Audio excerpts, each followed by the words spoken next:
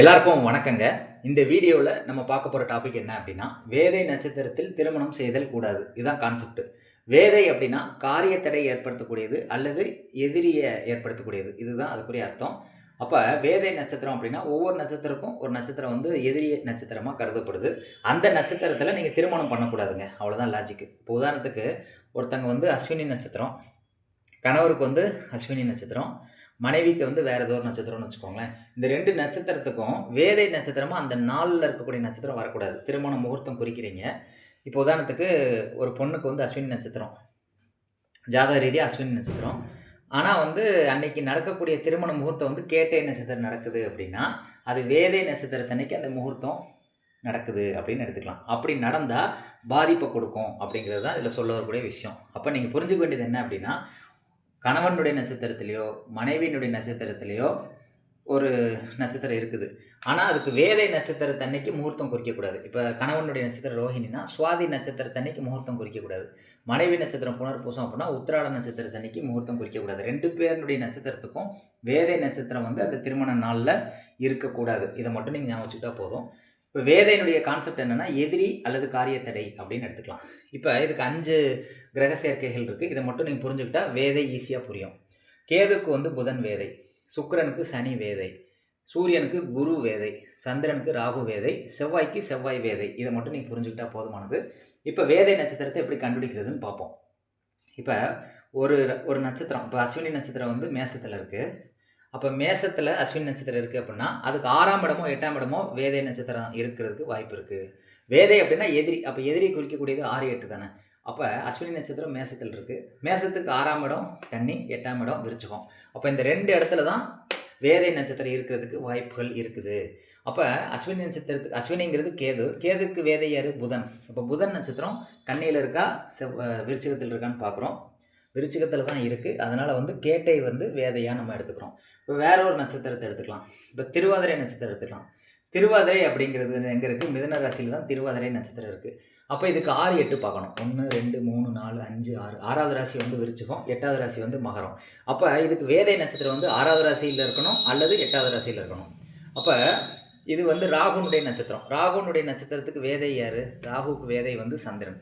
அப்போ சந்திரன் நட்சத்திரம் 6வது ராசிலையோ 8வது ராசிலையோ இருக்கான்னு பார்க்குறோம். விருச்சிகத்தில் சந்திரன் நட்சத்திரம் இல்லை, மகரத்தில் சந்திரன் நட்சத்திரம் இருக்குது. அதனால் வந்து திருவோண நட்சத்திரம் வந்து திருவாதிரைக்கு வேதை நட்சத்திரம் அப்படின்னு நம்ம எடுத்துக்கிறோம். இப்படி ஒவ்வொரு நட்சத்திரமாக நீங்கள் வந்து கால்குலேட் பண்ணுங்கள், கரெக்டாக வரும். செவ்வாய்க்கு மட்டும் நீங்கள் 6, 8 பார்க்க தேவையில்லை. செவ்வாய் நட்சத்திரத்துக்கு மற்ற 2 நட்சத்திரமும் வேதையாக வரும். இதை மட்டும் நீங்கள் ஞாபகம் வச்சுக்கிட்டா போதும். இப்போ உதாரணத்துக்கு சுக்கிர நட்சத்திரத்துக்கு பார்ப்போம். இப்போ சுக்கிர நட்சத்திரம் என்ன இருக்குது? பரணி, பூரம், பூராடம். இப்போ பூராட நட்சத்திரத்தை எடுக்கலாம். பூராட நட்சத்திரத்தை எடுத்துக்கிட்டோம் அப்படின்னா, பூராடம் வந்து தனுசில் இருக்குது. இப்போ தனுசுக்கு 6வது ராசி என்ன? ரிஷபம், 8வது ராசி வந்து கடகம். அப்போ இந்த 2 தான் வேதை நட்சத்திரம் இருக்கிறதுக்கு வாய்ப்புகள் இருக்குது. அப்போ பூராடங்கிறது சுக்கிர நட்சத்திரம், அதுக்கு வேதை வந்து சனி. அப்போ சனியினுடைய நட்சத்திரம் ரிஷபத்தில் இல்லை, கடகத்தில் தான் இருக்குது. அப்போ கடகத்தில் பூச நட்சத்திரங்கிறது பூராடத்துக்கு வேதை நட்சத்திரம். இப்படி ஒவ்வொரு கிரகத்துக்கும் வேதை நட்சத்திரம் வந்து அதுக்கு 6வது ராசிலையோ 8வது ராசிலையோ இருக்கும். First point. அப்போ என்ன நட்சத்திரம்னு பார்த்துட்டு அது எந்த கிரகத்துடைய நட்சத்திரமோ அதுக்கு வேதை வந்து இங்கே நான் கொடுக்குறேன். சுக்கிர நட்சத்திரம்னா சனி நட்சத்திரம் தான் வேதையாக வரும். சந்திரன்னா ராகு நட்சத்திரம் தான் வேதையாக வரும். சூரியன்னா குரு நட்சத்திரம் தான் வேதையாக வரும். கேதுனா புதன் நட்சத்திரம் தான் வேதையாக வரும். அப்போ இப்படி நீங்கள் புரிஞ்சுக்கிட்டா போதுமானது. இப்போ சூரியன் நட்சத்திரம் உத்திர நட்சத்திரம்னு வச்சுக்கோங்களேன். உத்திர நட்சத்திரத்துக்கு வேதைன்னா அதுக்கு 8வது ராசி 6வது ராசி தான் வேதை. இப்போ உத்திரம்னா 1, 2, 3, 4, 5, 6 அல்லது 8 இதில் தான் வேதை நட்சத்திரம் இருக்கிறதுக்கு வாய்ப்பு இருக்குது. அப்போ சூரியனுக்கு வேதை யார்? குரு. அப்போ குரு நட்சத்திரம் மகரத்தில் இல்லை. அப்போ வந்து மீனத்தில் இருக்க குரு நட்சத்திரம் புரட்டாதி தான் உத்திரத்துக்கு வேதை. அப்போ 6, 8வது ராசியில் தான் வேதை நட்சத்திரம் இருக்கும்.